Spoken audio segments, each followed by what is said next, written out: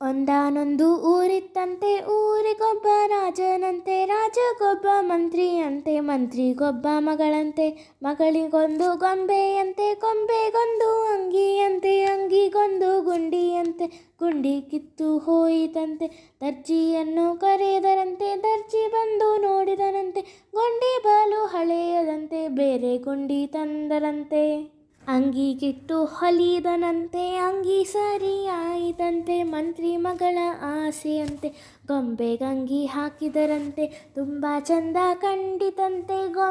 ಗೊಂಬೆಯಾಟ ಆಡಿದಳಂತೆ, ಬೇರೆ ಗೊಂಬೆ ತಂದಳಂತೆ, ಎರಡಕ್ಕೂ ಮದುವೆಯಂತೆ. ಊರಿನ ರಾಜ ಬರುವನಂತೆ, ನಿಂತು ಮದುವೆ ಮಾಡುವನಂತೆ, ನಾನು ನೀನು ಹೋಗೋಣಂತೆ, ಮದುವೆ ನೋಡಿ ಬರೋಣಂತೆ.